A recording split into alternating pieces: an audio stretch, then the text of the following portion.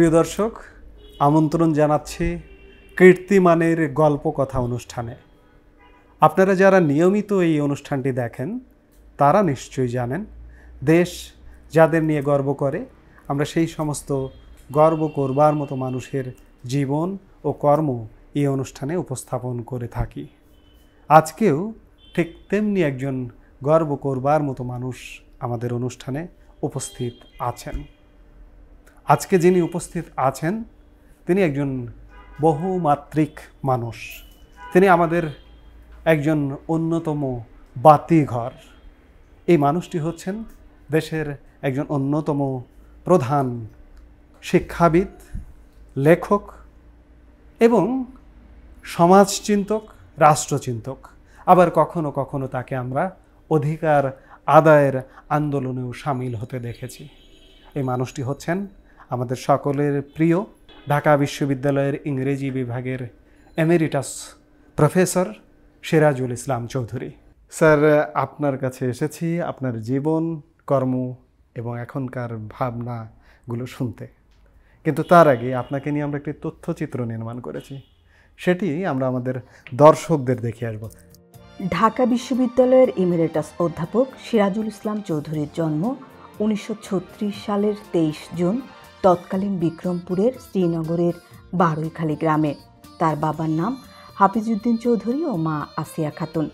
বাবার চাকুরি সূত্রে তার শৈশবের দিনগুলো কেটেছে রাজশাহী, কলকাতা ও ঢাকায়। পড়াশোনা করেছেন ঢাকার সেন্ট গ্রেগরি স্কুল, নটেরডাম কলেজ এবং ঢাকা বিশ্ববিদ্যালয়ে। পোস্ট গ্রাজুয়েট ডিপ্লোমা করেছেন যুক্তরাজ্যের লিডস বিশ্ববিদ্যালয় থেকে। এরপর লেস্টার বিশ্ববিদ্যালয় থেকে পিএইচডি ডিগ্রি লাভ করেন। এমএ পরীক্ষার পরপরই শিক্ষকতা পেশার মাধ্যমে কর্মজীবন শুরু করেন। শুরুটা হয়েছিল মুন্সিগঞ্জের হরগঙ্গা কলেজে। এরপর কিছু সময় জগন্নাথ কলেজেও শিক্ষকতা করেছেন। ঢাকা বিশ্ববিদ্যালয়ের ইংরেজি বিভাগে শিক্ষকতা শুরু করেন 1957 সালে। ঢাকা বিশ্ববিদ্যালয় শিক্ষকতাকালে তিনি ডিন ও সিন্ডিকেট সদস্য নির্বাচিত হয়েছিলেন। সিনেটে উপাচার্য প্যানেলে 3 বার নির্বাচিত হয়েও তিনি উপাচার্যের দায়িত্ব গ্রহণ করেননি। এছাড়াও বিভিন্ন সময়ে বিশ্ববিদ্যালয়ের বাহিরেও বাংলা একাডেমির মহাপরিচালক ও ইউজিসি চেয়ারম্যান পদের জন্য প্রস্তাব পেয়েও সেগুলো গ্রহণ করেননি। সিরাজুল ইসলাম চৌধুরী ছাত্রজীবন থেকেই শিল্প, সাহিত্য, সংস্কৃতির সাথে যুক্ত ছিলেন। দেশভাগ দেখেছেন এবং 52 ভাষা আন্দোলনের ঘটনা প্রবাহ দেখেছেন অত্যন্ত কাছ থেকে। স্কুলে পড়া অবস্থা থেকেই পাঠ্য বইয়ের বাহিরে বিস্তর পড়ালেখার অভ্যাস গড়ে ওঠে এবং একই সাথে লেখালেখিও শুরু হয়। হতে চেয়েছিলেন কথা সাহিত্যিক। গল্প লেখা দিয়ে লেখালেখি শুরু হলেও প্রবন্ধ ও গবেষণা সাহিত্যে তার প্রতিষ্ঠা আকাশচুম্বী। তিনি প্রবন্ধের মধ্যেই খানিকটা গল্পাকারে সহজবোধ্যভাবে ও সুপাঠ্য করে লিখবার কারণে পাঠকের হৃদয়ে পৌঁছে গেছেন। বাংলা প্রবন্ধ সাহিত্যের সর্বাগ্রে যাদের নাম আসে, সিরাজুল ইসলাম চৌধুরী সেই তাদের অন্যতম প্রধান একজন। তার লেখায় আমাদের চারপাশের সমাজ, রাষ্ট্র, যাপিত জীবনের যুক্তিতর্ক ও আমাদের পথ দেখানোর নানা বিষয় অত্যন্ত সাবলীলভাবে ফুটে ওঠে। আমাদের মনন জগতে তার ক্ষুরধার লেখনের মাধ্যমে তিনি সব সময় ভাস্বর। রচনা করেছেন শতাধিক গ্রন্থ। এই বয়সে এসে এখনও তিনি পত্রপত্রিকায় নিয়মিত প্রবন্ধ, নিবন্ধ লিখে চলেছেন। সিরাজুল ইসলাম চৌধুরী শুধু নিজেই লেখেননি, তিনি আজীবন পত্রিকা সম্পাদনার মাধ্যমে নতুন লেখক তৈরি ও প্রতিষ্ঠিত লেখকদের লিখবার সুযোগ করে দিয়েছেন। সম্পাদনা করেছেন পরিক্রমা, সাহিত্যপত্র, সচিত্র সময়, সাপ্তাহিক সময়, ঢাকা বিশ্ববিদ্যালয় পত্রিকা, ঢাকা ইউনিভার্সিটি স্টাডিজ প্রভৃতি।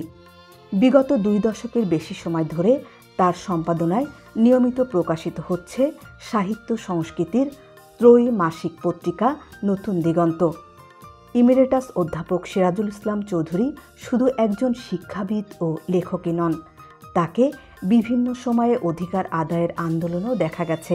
পরিবেশ রক্ষা আন্দোলন, লালনের আখড়া রক্ষা আন্দোলন, ওসমানী উদ্যান সংরক্ষণের আন্দোলন, আড়িয়াল বিল রক্ষা আন্দোলনের মতো ইস্যুতে তিনি অত্যন্ত সোচ্চার ছিলেন। ভারতের টিপাইমুখ বাঁধ নির্মাণের সিদ্ধান্তের প্রতিবাদও করেছেন অধ্যাপক সিরাজুল ইসলাম চৌধুরী। শিক্ষায় অসামান্য অবদানের জন্য তিনি 1996 সালে বাংলাদেশ সরকার কর্তৃক প্রদত্ত দ্বিতীয় সর্বোচ্চ বেসামরিক সম্মাননা ২১শে পদকে ভূষিত হন।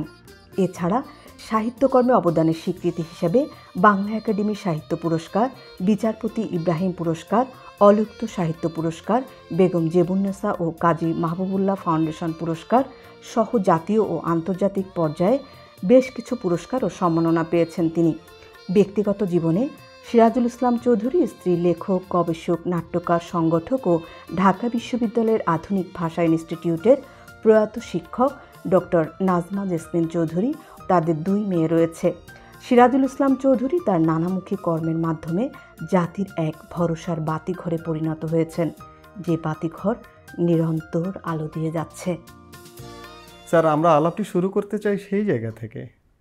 আপনার যে পরিবারটিতে জন্ম হয়েছিল, যে জন্ম পরিবার অর্থাৎ আপনার বাবা মা ভাই বোন, তাদের সম্পর্কে জানা থেকে একটু শুরু করতে চাই। আমরা তো অনেক ভাই বোন ছিলাম, 13 জনের মধ্যে 6 জন মারা গেছে, এখন আমরা 7 জন আছি। আমি সবার বড়। বাবা কি কোন ডিপার্টমেন্টে চাকরি করতেন? ইনকাম ট্যাক্সে ছিলেন, তখন তাকে সেলস ট্যাক্স বলা হতো, পরে সেটা ইনকাম ট্যাক্স হয়েছে। স্যার, আমরা জেনেছি যে আপনার জন্ম তৎকালীন বিক্রমপুরের শ্রীনগর উপজেলার বারৈখালী গ্রামে, কিন্তু আপনার বাবার চাকরি সুবাদে আপনার শৈশব কৈশোর বেড়ে ওঠা বিভিন্ন শহরে, যেমন রাজশাহী শহরে আপনার শৈশবের খানিক অংশ কেটেছে, কলকাতা শহরে কেটেছে এবং ঢাকা শহরে কেটেছে। সেই সময়ের শৈশবটি কেমন ছিল এবং সেই সময়টি কেমন ছিল? রাজশাহীতে খুব একটা পুরনো জায়গা, এটা একটা বিভাগীয় শহর বলা যায়, কিন্তু খুব সেখানে বিকশিত ছিল না। এবং রাজশাহীতে এটা হিন্দু প্রভাবিত এবং হিন্দু প্রধান একটা এলাকা ছিল। অধিকাংশ ছাত্রই হচ্ছে হিন্দু সম্প্রদায়ের। তো এইরকম একটা পরিবেশ তখন ছিল। রাজশাহীর জীবনটা আনন্দদায়ক ছিল একটা কারণে, সেটা হলো পদ্মা নদী। বিকেলবেলা রাজশাহীর সব লোক ওই নদীর ধারে চলে যেত, পদ্মা নদীর ধারে।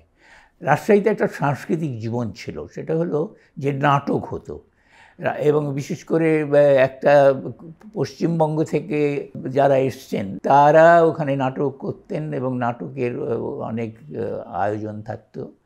ওইখানে তারা একটা পাঠাগার করেছিলেন, ওই পাঠাগার থেকে বই পাওয়া যেত। কলকাতার জীবন আমাদের জন্য অত্যন্ত আনন্দদায়ক ছিল, উপভোগ্য ছিল। আমরা আশা করেছিলাম যে আমরা কলকাতাতেই থাকবো। আমাদের অনেক আত্মীয় স্বজন, প্রায় যারা চাকরিজীবী তারা সকল আত্মীয় স্বজন এবং যারা শিক্ষার্থী তারাও কলকাতাতেই থাকতেন। এবং আমরা ঢাকা কিন্তু চিনতাম না। আমার বাবা ঢাকায় কখনো আসেননি। তার কর্মজীবন কলকাতায় শুরু হয়েছে, তারপরে রাজশাহীতে, তারপরে কলকাতায়। তো ওইখানে আত্মীয় স্বজন আছেন, সম্ভাবনা আছে। আমরা স্কুলে পড়ছি, হিন্দু ছেলেদের অধিকাংশ হিন্দু ছেলে, শিক্ষকও হিন্দু ছেলে, মিশনারি স্কুল যদিও, তবুও আমরা তাদের সাথে প্রতিযোগিতা করছি। আমরা ভাবছি যে আমরা এখানেই থাকবো, আমরা পরে ওখানের কলেজে ভর্তি হব। আমরা কখনো ভাবিনি যে দেশ ভাগ হয়ে যাবে, দেশ স্বাধীন হবে, এটা ভেবেছি।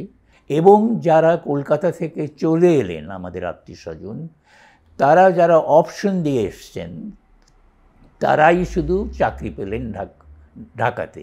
যারা অন্য চাকরি করতেন, ধরেন স্টিমার কোম্পানিতে চাকরি করতেন, কর্পোরেশনে চাকরি করতেন, বা ব্যবসা করতেন, বা পেশাগত জীবনে প্রতিষ্ঠিত ছিলেন, তারা কিন্তু এসে এখানে ভীষণ বিপাকে পড়ে গেলেন। তারা চাকরিহারা হয়ে গেলেন, বেকার হয়ে গেলেন। তাদের ছেলে মেয়েদের পক্ষে লেখাপড়ার সুযোগ ঘটল না। সৌভাগ্যক্রমে আমরা ঢাকায়, আমার বাবার চাকরিতে পোস্টিং হলো, সেই জন্য ঢাকায় আমরা রইলাম। আমরা নিজেদের মধ্যে আলোচনা করি, যদি আমরা রাজশাহী থেকে কলকাতায় না যেতাম তাহলে আমরা রাজশাহীর লোকই হয়ে যেতাম।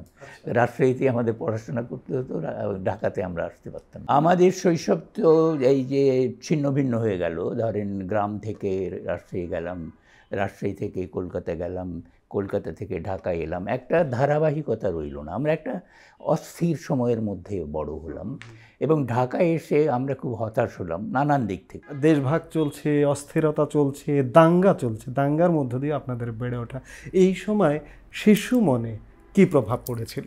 শিশু মনটা তো খুব সংকুচিত হলো এবং আমরা যেটা দেখলাম কলকাতায় গিয়ে, যে আমরা একই স্কুলে পড়ি, একই ক্লাসে পড়ি যে ছেলেরা, তারা একসাথে স্কুলে আসতে পারি না। আমরা যখন আসি কিছু দূর একসাথে যাই, তারপরে হিন্দু ছেলেরা একদিকে চলে যায়, মুসলমান ছেলেরা আরেক দিকে চলে যায়, কেননা মাঝখানে আবার অন্য পাড়া পড়ে, তারপরে আবার হয়তো মিলিত হই। এইটা আমাদেরকে খুব ধাক্কা দিল, যে এটা রাজশাহীতে ছিল না, রাজশাহীতে কোনো সাম্প্রদায়িক দাঙ্গা ছিল না। কলকাতায় গিয়ে আমরা এটা শুনতে পেলাম, দাঙ্গা শেষ কিন্তু দাঙ্গার প্রভাব আছে। তারপরে ওখান থেকে যখন ঢাকায় এলাম, ঢাকায় তো দাঙ্গা নেই, কিন্তু ঢাকার পরিবেশ তো অত্যন্ত গরিব পরিবেশ, মফস্বল পরিবেশ, ঢাকা প্রস্তুত ছিল না। আমার মেজ ভাই যে ইঞ্জিনিয়ার, তিনি এখন বেঁচে নেই, সে কী করলো, সে বলেছে যে ফুলবাড়িয়া স্টেশন তখন ফুলবাড়িয়াতে ছিল, ফুলবাড়িয়া স্টেশনে সে যখন অন্ধকারে সন্ধ্যাবেলা নামলো তখন তার কান্না পেয়েছিল, কেননা যে এখান থেকে এসে আলো, লোক, প্রাচুর্য, সেখান থেকে এসে একটা অত্যন্ত ক্ষীণ জায়গা, অন্ধকার, আবছায়া, ধুলো, তারপরে ঘোড়ার গাড়িতে এখানে ট্যাক্সি নেই, ঘোড়ার গাড়িতে চলে যেতে হচ্ছে। যে বাসায় গেলাম তারা আমাদের আত্মীয়ের বাসা, তারা প্রস্তুত ছিলেন না, তো বাসা তারা ভাড়া দিচ্ছেন না, আমাদের থাকার জায়গা করে দিচ্ছেন। আমরা অনেকটা শরণার্থী হয়ে এলাম। দাঙ্গাতে বিধ্বস্ত হয়েছে কলকাতা, সেখানে বিধ্বস্ত হওয়ার পরে আমরা শরণার্থী হয়ে ঢাকায় এসেছি। ঢাকায় এসে বিদ্যুৎ নাই মানে রাস্তায় আছে কিন্তু ঘরে নাই, ফ্যান ট্যান নাই, ট্রাম নাই, যাতায়াতের বন্দোবস্ত নাই, বাসে চড়ে যেতে হয়, হেঁটেই যেতে হয় অনেক দূর, এবং এইখানে বাসস্থানের খুব অসুবিধা। তো এইখান থেকে পরে আমরা যখন আজিমপুরে এই যে কলোনি তৈরি হলো 1950 সালে, ততদিন আমরা এই আত্মীয়ের বাসা, আরেক আত্মীয়ের বাসা, এইরকম থাকতাম। এই 50 সালে কলোনি হওয়ার ফলে প্রথম বাসিন্দাদের মধ্যে আমাদের পরিবারে একটি, তখন বাসায় কিন্তু ফ্যান ছিল না, তখন ইলেকট্রিসিটি ছিল, তখন পানি ছিল। এইটা পানি আবার আমাদেরকে ওই রাজশাহীতেও যেরকম পানি কুয়া থেকে তুলতে হতো, কলকাতাতে কলের পানি ছিল, সেটা আমরা এখানে ঢাকায় এসে পেলাম না, ঢাকায় এসে কুয়ার পানি থেকে তুলতে কাজ সারতে হতো, সেইগুলো তো গেল। আমরা আজিমপুরে এসে একটা নতুন জীবন পেলাম। সেখানে ধরুন যে আমাদের যে ফ্ল্যাটগুলো, এগুলো বড় না, ছোট ছোট, কিন্তু ফ্ল্যাটের নিচে খুব উন্মুক্ত জায়গা, 3 তলা এই বাড়ি এক একটা, সামনে প্রশস্ত জায়গা, খোলা মাঠ। আমরা এখানে একটা সাংস্কৃতিক জীবন গড়ে তুললাম নিজেদের মধ্যে। আমরা আজিমপুর কলোনি ছাত্র সংঘ করলাম, এই সংঘ থেকে আমরা নাটক করতাম, তখন আমরা এটাকে বিচিত্রানুষ্ঠান বলতাম, তাই করতাম। আমরা সুকান্তকে খুব গুরুত্ব দিতাম আমাদের সেই তরুণ বয়সে। সুকান্ত, নজরুল, রবীন্দ্রনাথ, এই 3 জনকে নিয়ে আমরা একসঙ্গে আলোচনা অনুষ্ঠান, তাদের কবিতা পাঠ, তাদের গান, এইগুলো নিয়ে অনুষ্ঠান করতাম। আমরা পাঠাগার গড়লাম, আমরা দেয়াল পত্রিকা বার করলাম, হাতে লেখা পত্রিকা বার করলাম, এবং হাতে লেখা পত্রিকা ছাপিয়ে একবার ঈদের সময়ে, পত্রিকাটার নাম ছিল ঝামেলা, তো আমরা এটার নাম দিলাম ঈদের ঝামেলা বলে ছাপিয়ে বের করলাম। আবার কিছু বিজ্ঞাপনও সংগ্রহ করলাম শহর থেকে। তো ওই সমস্ত করে একটা সাংস্কৃতিক জীবন গড়ে উঠল। এই যে ছাত্র জীবনটি সম্পর্কে একটু জানতে চাই। আমাদের ছাত্র জীবনটা উপভোগ্য ছিল, যদিও একটা পরিবেশ একটা অত্যন্ত খুবই যে উন্নত ছিল তা না, কিন্তু আমাদের জীবনটা উপভোগ্য ছিল একাধিক কারণে। একটা কারণ হচ্ছে যে আমরা সুযোগ পেয়ে গেলাম, তরতর করে বেরিয়ে গেলাম স্কুল থেকে কলেজে, কলেজ থেকে বিশ্ববিদ্যালয় থেকে আবার বৃত্তি পেয়ে বিদেশে। এই সুযোগগুলো মধ্যবিত্ত পাচ্ছে, এই সুযোগ পাচ্ছে, এবং আনন্দের জায়গাটা ছিল বিশেষ করে বিশ্ববিদ্যালয়ে। কলেজটা আমাদের ছোট কলেজ, কিন্তু সেই কলেজেও আমরা নাটক করেছি। সেই কলেজে শেক্সপিয়ারের দ্য টেম্পেস্ট, বড় নাটক নয়, ছোট নাটকই, কিন্তু পরিপূর্ণ নাটক, একেবারে মূল নাটক, মূল সংলাপে মূল নাটকে আমরা মঞ্চস্থ করেছি। ছেলেরাই, মানে একটাই নারী চরিত্র, সেটা একজন আমাদের বন্ধু সেজেছে, আমরাও আমিও নাটকে মেয়ে সেজেছি আমাদের আজমপুর কলোনিতে। কেননা ছেলে মেয়ে একসাথে নাটক করবে এই পরিস্থিতি তৈরি হয়, ভাবাও যেত না ওই সময়, পরে তৈরি হয়েছে। তো এই যে আনন্দদায়ক হচ্ছে এই জন্য যে আমরা এই যে সামাজিক জীবন পাচ্ছি একটা আমাদের পরিবেশের মধ্যে, আবাসিক এলাকাতে। বিশ্ববিদ্যালয়ে আমি ঢুকেছি 1952 সালে রাষ্ট্রভাষা আন্দোলনের মধ্য দিয়ে। রাষ্ট্রভাষা আন্দোলনের বছরেই শেষ দিকে ঢুকলাম, এবং জানুয়ারি মাসে যখন নির্বাচন হলো সলিমুল্লাহ হলের ছাত্র সংসদ নির্বাচন, তাতে আমি প্রার্থী হয়ে গেছি। নিয়ম ছিল যে প্রথম বর্ষের ছেলেরা ওই সদস্য পদের জন্য প্রার্থী হবে। তো আমি প্রার্থী হয়ে গেলাম, ইলেকশনে অংশ নিচ্ছি। তারপরে ছাত্র সংসদ থেকে নাটক হচ্ছে, ডিবেট হচ্ছে, প্রতিযোগিতা হচ্ছে, তারপরে আন্তঃহল প্রতিযোগিতা হচ্ছে, পত্রিকা বেরোচ্ছে, এইগুলোতে অংশ নিচ্ছি। আমরা ওই যে হাতে লেখা পত্রিকা ইত্যাদি বার করছি, আমরা লিখছি যে মাহেনও পত্রিকা, তখন মাসিক পত্রিকা সরকারি, তাতে লিখছি। আবার আমাদের পাশেই তখন আমরা যখন বিশ্ববিদ্যালয়ে ভর্তি হবে পড়ি, শিক্ষকতাও শুরু করি, আমরা রেডিও স্টেশনেও অনুষ্ঠান করি। এবং আমার মনে আছে যে আমি যখন MA পরীক্ষা দেওয়ার পরে শামসুল আলম আমাদের বন্ধু, একজন পরিচিত ছিলেন, বন্ধুর মতোই হয়ে গেছিলেন, তিনি বললেন যে একটা করেন না, নাটক অনুবাদ করেন না। আমি তখন ইবসেনের ওয়াইল্ড ডাক নাটকটার অনুবাদ করে দিয়েছিলাম, এবং সেইটা তখন প্রচারিত হয়েছিল, রেডিও নাটক। এবং তারপরে আমরা ওই নাটকের জন্য আবার আমরা তখন টাকা পেতাম রেডিও থেকে। সেই টাকা ভাঙানোর জন্য যেতে হতো স্টেট ব্যাংকে। স্টেট ব্যাংক ছিল সদরঘাটে।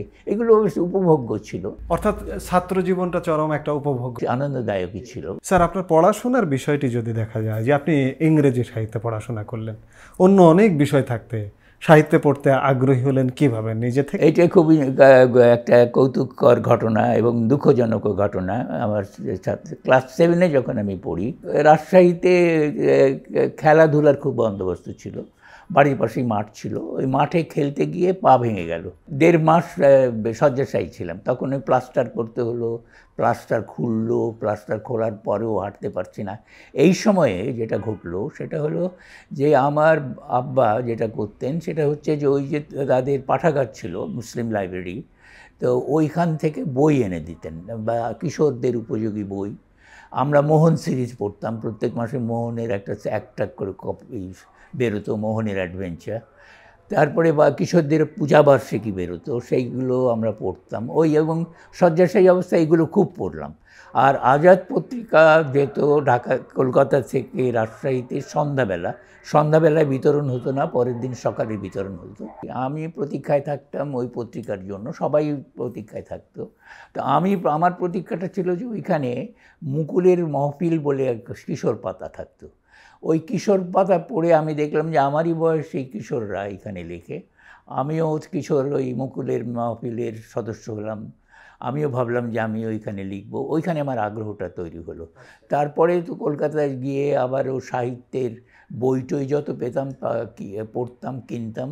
এগুলো করে গ্রামেও আমাদের তখন গ্রামগুলোও কিন্তু কলকাতার সাথে যেহেতু যুক্ত, এবং কলকাতা থেকে যেহেতু আমরা গেছি, কাজে গ্রামেও আমরা অনেক বইপত্র নিয়ে গেছিলাম সাথে করে। যেটা হলো যে সাহিত্যের প্রীতিটা আমার ওই শয্যাশায়ী অবস্থায় ঘটল। আমাদের সাহিত্য প্রীতি সৃষ্টির পেছনে স্কুলের একজন শিক্ষক ছিলেন, তিনি খুব সুন্দর করে বাংলা পড়াতেন। কলেজে ফাদার মার্টিন বলে একজন শিক্ষক ছিলেন, সুন্দরভাবে ইংরেজি সাহিত্য পড়াতেন। এবং ওই যে টেম্পেস্ট নাটকটাও আমরা মঞ্চস্থ করলাম তারই পরিচালনাতে।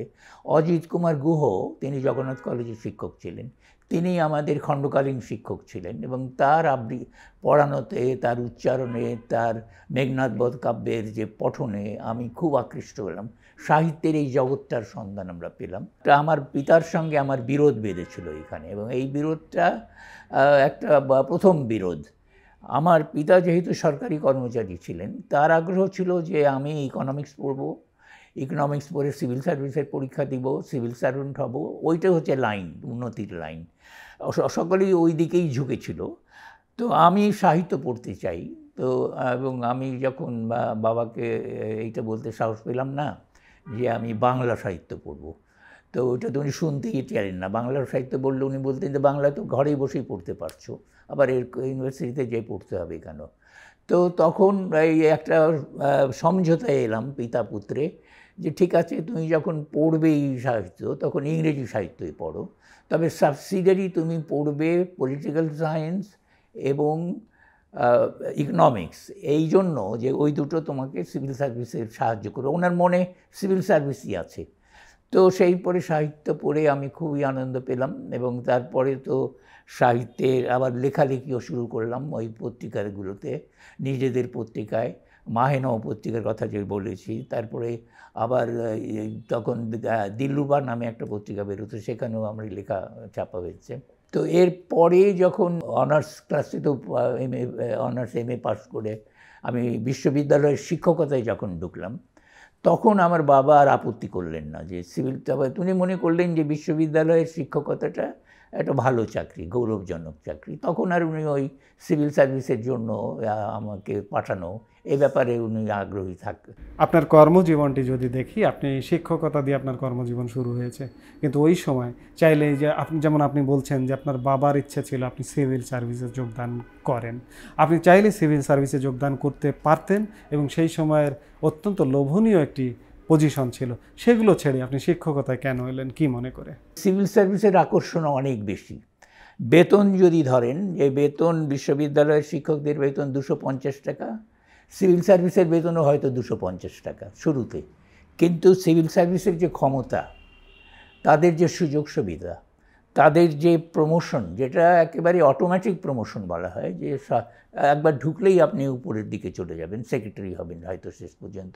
এবং আমার বন্ধুবান্ধবরা যারা বিশ্ববিদ্যালয়ের শিক্ষক হয়েছিলেন, তাদের কিন্তু অধিকাংশই সিভিল সার্ভিস পরীক্ষা দিয়ে চলে গেছেন।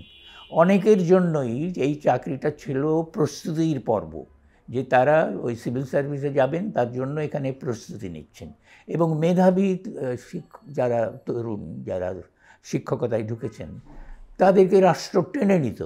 রাষ্ট্রের সেই ক্ষমতাটা ছিল টেনে নেবার ক্ষমতা, এবং তাতে রাষ্ট্র শক্তিশালী হয়েছে। আমার তো সাহিত্যে আগ্রহ, আমি সাহিত্যের অধ্যাপনা করার সুযোগ পেলাম। আর দুটো জিনিস আমাকে খুব আকৃষ্ট করলো এবং সন্তুষ্ট করলো। একটা হচ্ছে যে ঢাকা থেকে বাইরে যেতে হবে না, ঢাকা বিশ্ববিদ্যালয়ের চাকরি, এখানেই থাকবো, এখানেই সারা জীবন থাকবো, এখানে সাংস্কৃতিক জীবন আছে, পত্রিকা আছে, রেডিও আছে। রেডিও তখন আমাদের জন্য একটা বড় আকর্ষণ, টেলিভিশন তো তখন আসেনি। আর দ্বিতীয় হচ্ছে যে বিশ্ববিদ্যালয়ের যে গ্রন্থাগার, সেই গ্রন্থাগারটার মতন গ্রন্থাগার আর পূর্ববঙ্গে অন্য কোথাও ছিল না। এই গ্রন্থাগারে আমি আগে বাইরে থেকে বই নিতাম, এখন আমি ভিতরে ঢুকে যেতে পারছি এবং ইচ্ছামতো বই সংগ্রহ করতে পারছি। এই গ্রন্থাগারের আকর্ষণ এবং ওই যে ঢাকা থেকে যেতে হবে না এই নিশ্চয়তা, এই দুটো আমাকে খুব সান্ত্বনা দিল। আর তৃতীয় যেটা হলো, সেটা হলো যে ছাত্রদের সঙ্গে মেলামেশা, আদান প্রদানের সুযোগ। এটা আমি তো শিক্ষকতার শুরুতেই পেয়ে গেলাম। কেবল যে ছাত্রদের সঙ্গে আদান প্রদান তা না, শিক্ষকদের সঙ্গেও আদান প্রদান। যে শিক্ষকরা আমার শ্রদ্ধেয় শিক্ষক ছিলেন, যাদের কাছ বক্তৃতা আমরা ক্লাসরুমে শুনেছি, সেই শিক্ষকরা যখন আমার সহকর্মী হলেন বা আমি তাদের সহকর্মী হলাম, তখন যে আদান প্রদানের যে সুযোগ, সেই সুযোগটা এখানে এসে গেল। তো আমি সেই জন্য আর বিশ্ববিদ্যালয়ের বাইরে অন্য কোনো চাকরিতে যাওয়ার কথা ভাবিনি। স্যার, আমরা বেশ খানিকক্ষণ কথা বলছি, আপনার সম্পর্কে কথা বলেছেন কয়েকজন বিশিষ্টজন, আমরা সেটি একটু দর্শকদের দেখিয়ে আসব। আমরা যারা রাষ্ট্র সমাজকে নানানভাবে বুঝতে চাই, নানানভাবে জানতে চাই, আমাদের জন্য অন্যতম একটি স্কুল হচ্ছে সিরাজুল ইসলাম চৌধুরী স্কুল। এই স্কুলে আমরা পড়ি, এই স্কুলকে আমরা যাপন করি। একই সঙ্গে আমাদের ভৌগোলিক স্বাধিকার, আমাদের রাষ্ট্র মানচিত্র, আমাদের ৭১ এবং ৫২-এর যে মূল চেতনা আদর্শ, সেটি আমৃত্যু কিংবা এখনও পর্যন্ত তিনি জারি রেখেছেন। তার নাম সিরাজুল ইসলাম চৌধুরী। আমরা দেখি যে ৭১-এর শাসক তাকে হত্যা করবার জন্য যে তালিকা প্রণয়ন করেছিলেন, সেই তালিকা থেকে বেঁচে যাওয়া বুদ্ধিজীবী সিরাজুল ইসলাম চৌধুরী। তিনি ততটাই রাষ্ট্রের কাছে যখন অপ্রিয় হয়ে উঠছেন, ঠিক দ্বিগুণভাবে তিনি জনপ্রিয় এবং প্রিয় হয়ে উঠছেন তরুণদের কাছে। যে কোনো অধ্যাপক চাইবেন এই ঢাকা বিশ্ববিদ্যালয়ের উপাচার্য হওয়ার জন্য। তাকে বিভিন্ন সময় আমরা জানি তাকে উপাচার্য হওয়ার জন্য অনুরোধ করা হয়েছিল, কিন্তু কখনোই তিনি প্রশাসনে যেতে চাননি। আমি এখানে তার এই যে মানসিকতার জায়গাটি আমি বলবো, এটা আমি বলবো বাংলাদেশের জন্য একটি অনন্য উদাহরণ বলে আমি মনে করি। সেখানেই আমি বলবো যে কোনো অধ্যাপকের চাইতে তার যে একটা উচ্চতা, আমি যদি বলি এটার সাথে কারও তুলনা হবে বলে আমি মনে করি না। এবং সর্বোপরি যে জিনিসের জন্য আমি তাকে শ্রদ্ধা করি, তার লেখার ভেতর দিয়ে তিনি সমাজতন্ত্রের প্রতি, বিশ্বে আমরা জানি যে দ্য ভেরি পলিটিক্যাল ফিলসফি দুটো, একটা হচ্ছে সাম্রাজ্যবাদী চিন্তা চেতনা, আরেকটা যদি বলি আমরা সমাজতান্ত্রিক বিশ্ব। এবং সমাজতান্ত্রিক the very political philosophy of সোশ্যালিজমের সেটাকে তিনি ধারণ করেছে, লালন করেছে, তিনি পালন করেছেন। তার প্রত্যেকটি লেখাতে আমি মনে করব এই কথা। ও ছোট্ট একটি লেখাও যদি আপনি তার পড়েন, তবে আমি বলতে পারি যে সেইখানে তিনি তার এই যে মনোজগতের, তেনার যে চাওয়া, তিনি পৃথিবীকে দেখতে চান কিভাবে, এই দেশকে কিভাবে দেখতে চান, এই পৃথিবীর মানুষের মূল্যবোধের জায়গাতে তিনি কিভাবে দেখতে চান, যে তিনি সাম্যের একটি পৃথিবী চান এবং সেখানে ন্যায়, তার বিবেক এবং মানবতার কথাই সেখানে সব সময় বলা হয়েছে। অসাধারণ এক মানুষ সিরাজুল ইসলাম চৌধুরী, যেমন মেধাবী তেমনি বিনয়ী এবং দেশপ্রেমিক, যাকে বলা যায় সত্যিকারের দেশপ্রেমিক। প্রফেসর চৌধুরীর এখন সাহিত্যের মধ্যে, সাহিত্যের কথা তো তিনি লেখেনি, এবং সাহিত্যের বাইরে রাজনীতিবিদ এবং অন্যান্য ব্যক্তিদেরকে নিয়েও তিনি লিখেছেন। তিনি এমেরিটাস প্রফেসর। আমাদের মধ্যে আমরা এখন 8 জন এমেরিটাস প্রফেসর ঢাকা বিশ্ববিদ্যালয়ে। প্রফেসর চৌধুরী, প্রফেসর আজাদ চৌধুরী, তারপরে আমি এবং আরও 5 জন, আমরা 8 জন। প্রায় 2500 শিক্ষকের মধ্যে 8 জন এমেরিটাস, এবং প্রফেসর চৌধুরী আমাদের মধ্যে বয়োজ্যেষ্ঠ এবং সবচেয়ে বেশি কর্মশীল বা কি বলে সৃজনশীল, কর্মপ্রধান।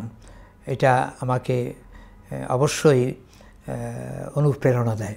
আমি তার সুস্বাস্থ্য কামনা করি, দীর্ঘায়ু কামনা করি। স্যার, আপনার বিশ্ববিদ্যালয় জীবনে যদি দেখি যে আপনি শিক্ষকতা করেছেন, গবেষণা করেছেন, কিন্তু প্রশাসনিক পদে, নানা পদে যাবার আপনার সুযোগ হওয়া সত্ত্বেও আপনি যাননি। যেমন আপনি বিশ্ববিদ্যালয়ের ডিন নির্বাচিত হয়েছিলেন, সিন্ডিকেট নির্বাচন করেছেন এবং উপাচার্য প্যানেলে 3 বার নির্বাচিত হয়েছিলেন, কিন্তু উপাচার্যের দায়িত্ব নেননি। আজকে যখন দেখি যে উপাচার্য পদ পাবার জন্য যে দৌড়ঝাঁপ, সেই বিবেচনায় আপনি একটি বিরল ভূমিকায় অবতীর্ণ হয়েছিলেন, কিন্তু কেন? 2 কারণে। একটা কারণ হচ্ছে ওই যে আপনি আমার বললেন যে আমার পক্ষে বিশ্ববিদ্যালয়ের উপাচার্য হওয়ার সুযোগ ছিল, নির্বাচিত হয়েছি, এবং ওই আইন আমরাই তৈরি করেছিলাম। যে আগে নির্বাচনটা ছিল না, আগে সরকার সরাসরি নির্বাচন দিত। এখন নির্বাচনের মধ্যে 3 জন প্রার্থী নির্বাচিত হবেন, রাষ্ট্রের প্রধান একজনকে নিয়োগ দেবেন। তো আমি যেটা দেখলাম সেটা হলো যে প্রথম কারণ হচ্ছে সামরিক শাসন। আমরা এই সুযোগটা যখন আমার এসেছিল, এই সময়টা হচ্ছে সামরিক শাসনের সুযোগ। আমি এই সামরিক শাসনের অধীনে চাকরি করব, সরকারি চাকরি। এইটা আমার শিক্ষকতা তখন ওই যে সামরিক শাসন, যেহেতু তখন উপাচার্যের পদটা একটা সরকারি পদে পরিণত হয়ে গেছে, যদিও নির্বাচিত হয়ে যাচ্ছে। তো আমার ওইটা মোটেই আকর্ষণ করলো না। দ্বিতীয়ত আমি দেখলাম যে আমি ডিন নির্বাচিত হয়েছিলাম। নির্বাচনের প্রথা এসছে, নির্বাচনের ব্যবস্থাটা আমরাই করেছি। এই জন্য আমি সিনেটে, সিন্ডিকেটে, ভাইস চ্যান্সেলরের প্যানেলে বারবার নির্বাচিত হয়েছি। তো এই নির্বাচনে আমাদের দাঁড়াতে হতো, কেননা যেহেতু নির্বাচন আছে এবং নির্বাচন যেহেতু একলা করা যায় না, সেজন্য দলবদ্ধভাবে করতে হয়। তো আমি একবার ডিন নির্বাচিত হয়েছিলাম। ডিন নির্বাচিত হয়ে দেখলাম যে এটাও একটা প্রশাসনিক কাজ, যে এখানে বিভিন্ন কমিটিতে যোগ দিতে হয়, এখানে তদবির আসে, এখানে কাউকে যদি নিয়োগ না পান তিনি অসন্তুষ্ট হন। তো আমি দেখলাম যে এটা আমার কাজ না। 2 বছর ডিনের কর্মকাল ছিল তখন, সেটা থেকে অব্যাহতি পেয়ে আমি আর দ্বিতীয়বার ডিন হতেও চাইনি। আর আমি ওই উপাচার্যের পদটা আমি গ্রহণ করিনি। আপনার বিশ্ববিদ্যালয়ের বাইরেও আপনি নানা পেশায়, নানা পদের জন্য অফার পেয়েছিলেন। আপনি বাংলা একাডেমির ডিজি হবার অফার পেয়েছিলেন, ইউজিসির চেয়ারম্যান হবার অফার পেয়েছিলেন, সেগুলো আপনি প্রত্যাখ্যান করেছেন। কেন স্যার কোনো পদে যাওয়া নিজেকে যেতে আগ্রহী হননি কেন, কি মনে করে? প্রত্যাখ্যান শব্দটা হয়তো ঠিক হবে না, আমি রাজি হই নাই, মানে অনুরোধ করেছেন, আমি মনে করি যে এটা আমার কাজ না, প্রশাসনিক কাজ আমার কাজ না।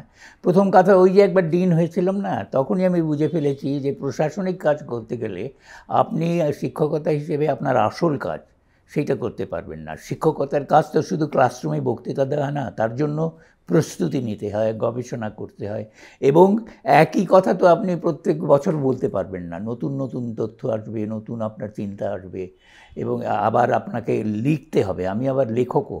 ওই যে আমার পরিচয় যদি আপনি জানতে চান, তাহলে আমি বলবো যে আমার প্রধান পরিচয় হওয়ার কথা ছিল লেখক, দ্বিতীয় পরিচয় হওয়ার কথা ছিল শিক্ষক পেশাগতভাবে। আমি সৃষ্টিশীলতার দিক থেকে লেখক, পেশাগতভাবে শিক্ষক, এইটাই ছিল আমার কল্পনা। এমনকি আমি সাংবাদিকতার কথাও ভাবতাম। আমি শুরুতেই বলেছি যে আপনি বহুমাত্রিক একজন মানুষ, আপনার নানান সত্তা, আপনার লেখক সত্তা একটি অত্যন্ত বড় সত্তা, বৃহৎ সত্তা। আপনি একজন প্রতিশ্রুতিশীল লেখক। এই লেখালেখি জীবনটি কখন কীভাবে শুরু হলো এবং প্রথম ছাপার অক্ষরে কখন প্রকাশ হলো লেখা? আমি যখন ক্লাস 10-এ পড়ি ম্যাট্রিক পরীক্ষা দিলাম, তখন আমাদের এক আত্মীয়ের বাড়িতে একটা বই পেলাম, শ্রেষ্ঠ গল্প, পৃথিবীর শ্রেষ্ঠ গল্প ইংরেজিতে। সেখানে আমি মোপাসা তো অত্যন্ত বড় মাপের সাহিত্যিক, মোপাসার দুটো গল্প পড়লাম, এবং এই দুটো গল্প পড়ে আমার মনে হলো যে এই দুটো তো আমি অনুবাদ করতে পারি। একটা খুব বিখ্যাত গল্প, দ্য ডায়মন্ড নেকলেস, সেইটা, আরেকটা হচ্ছে এক টুকরো সুতো, এ পিস অফ স্ট্রিং। এই দুটো গল্প পড়ে আমি মনে করলাম যে এই দুটো আমি অনুবাদ করতে পারি। আমি তখন ম্যাট্রিক পরীক্ষা দিয়ে বসে আছি।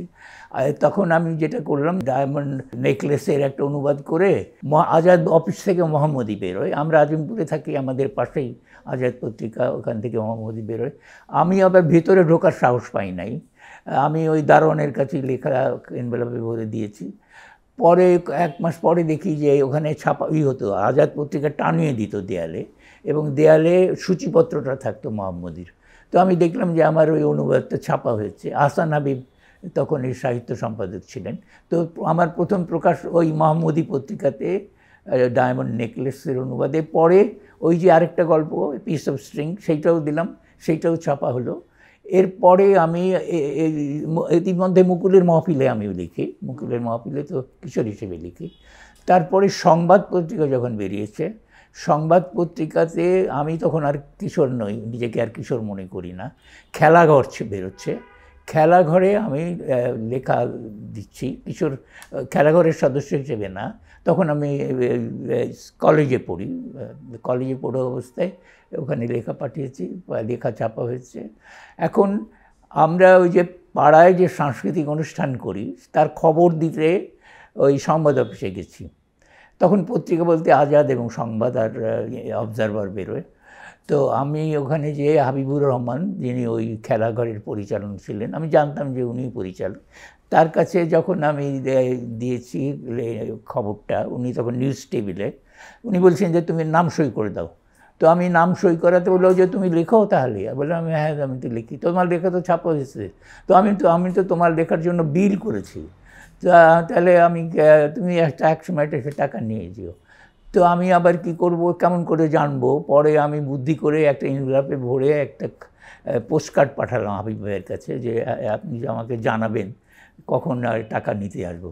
তারপরে গেলাম, একদিন চিঠি পেলাম ওনার লেখা যে তুমি টাকা নিয়ে যেও। যে এই প্রথম লেখার জন্য টাকা পেলাম 10 টাকা। 10 টাকা তখন অনেক টাকা, তখন আমি এই 10 টাকা পেয়ে আমার বন্ধুর সাথে গেলাম। তো এই আমার প্রথম উপার্জন, সংবাদ পত্রিকায় খেলাঘরে লেখা ছাপিয়ে। তারপরে আমি ওই মাহিনা পত্রিকাতে লিখেছি, তারপরে অন্যান্য পত্রিকায় সওগাতে লিখেছি। স্যার, সাহিত্যের নানান শাখা আছে, কিন্তু আপনাকে আমরা জোরালোভাবে প্রবন্ধ সাহিত্য এবং গবেষণা সাহিত্যে পেয়েছি, কেন? আমি কিন্তু কথা সাহিত্যিক হওয়ার কথাই ভেবেছি, যে আমার গল্প লিখতে হবে, গল্প লেখায়। কিন্তু আমার যে মধ্যবিত্ত জীবন, সেই মধ্যবিত্ত জীবন কিন্তু খুব সংকীর্ণ, এবং আমাদের অভিজ্ঞতার জগৎটা ছিল খুবই ছোট, এর বাইরে আমরা যেতে পারতাম না। আমার যে বন্ধুরা যে লেখক হয়েছেন, বড় লেখক আমারই সমসাময়িক, ওরা কিন্তু যেমন সৈয়দ শামসুল হক, আর আমি একই সাথে ম্যাট্রিক পরীক্ষা দিয়েছি। তো সৈয়দ শামসুল হক আমার খুব বন্ধু, কিন্তু সাহিত্যের জন্য সে যে আত্মত্যাগ করছে, সে যে বিশ্ববিদ্যালয় পড়ছে না, সে যে বোম্বেতে চলে যাচ্ছে, সে যে চিত্রালী পত্রিকার সম্পাদনার সাথে যুক্ত হচ্ছে, ওই যে অ্যাডভেঞ্চার আমার পক্ষে সম্ভব ছিল না। আমি একটা ওই গণ্ডির মধ্যে আটকে গেছি, এবং আমি গল্পের জন্য, কথা সাহিত্যের জন্য যে উপাদান দরকার, যে অভিজ্ঞতা দরকার, সেটা পাচ্ছি না।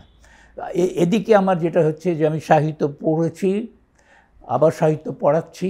যেটা হয় সেটা হলো যে এই সাহিত্য যখন আপনি পাঠ দান করেন, ক্লাসে পড়ান, তখন যে গুণটা বা যে শক্তিটা আপনার মধ্যে বিকশিত হয় সেটা হচ্ছে বিশ্লেষণের ক্ষমতা। আমি বিশ্লেষণ করছি, আর কথা সাহিত্যের সৃষ্টিটা হচ্ছে সংশ্লেষণ, একসাথে করা, অর্গ্যানিক করে তোলা।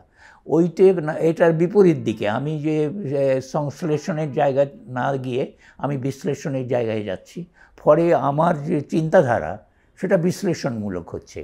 দ্বিতীয় যে ব্যাপারটা ঘটলো সেটা হলো যে আমি কথা সাহিত্যের এত উঁচু মাপের সমস্ত লেখা পড়াচ্ছি, তখন আমার নিজের লেখাটাকে খুব অকিঞ্চিতকর মনে হতে থাকলো। আমি গল্প লিখেছি, আমার একটা গল্পের বইও আছে, ভালো মানুষের জগৎ। আমার কিশোর উপন্যাসও আছে, একটা কিশোরদের জন্য গল্পের বইও আছে, দরজাটা খোলো। কিন্তু আমি আমার মধ্যে ওই ধারণাটা এলো যে অত বড় লেখক তো আমি হতে পারবো না, ওই মানে তো আমি পৌঁছাতে পারবো না। তার চেয়ে ভালো প্রবন্ধ লেখা, তার চেয়ে ভালো প্রবন্ধ লেখার মধ্যে আমি কিছু মৌলিক কথা হয়তো বলতে পারবো। প্রবন্ধে আমি কিন্তু গল্পের যে একটা উপাদান সেইটা আনার চেষ্টা করেছি, যেন ওইটার কাঠখোট্টা না হয়, যেটা যাতে হৃদয়গ্রাহী হয়, যাতে উপমা থাকে, যাতে এটা মনে হয় যেন একটা গল্প পড়ছি। এইটা 1 নম্বর। আর 2 নম্বর হচ্ছে যে আমি এই চিন্তা করেছি যে নতুন কিছু বলতে পারছি কিনা। নতুন কিছু না বলতে পারলে প্রবন্ধ লেখার কোনো অর্থ হয় না, সেটা তো অন্যরাও লিখেছেন। তো আমি যে নতুনত্ব দেবার একটা আগ্রহ, সেই আগ্রহটাও আমার প্রবন্ধ লেখার মধ্যে প্রতিফলিত হয়েছে। স্যার, লেখালেখি করেন কেন? লেখালেখি করি 2 কারণে। একটা কারণ হচ্ছে আত্মপ্রকাশের যে একটা আগ্রহ, এই মাধ্যমে আমি নিজেকে প্রকাশ করতে পারি। দ্বিতীয় যেটা এর মধ্য দিয়ে আমি আশা করতে পারি যে কাউকে না কাউকে কোনো পরিমাণে বা কোনো অল্প পরিমাণে হোক বা সামান্য পরিমাণে হোক আমি হয়তো প্রভাবিত করতে পারি।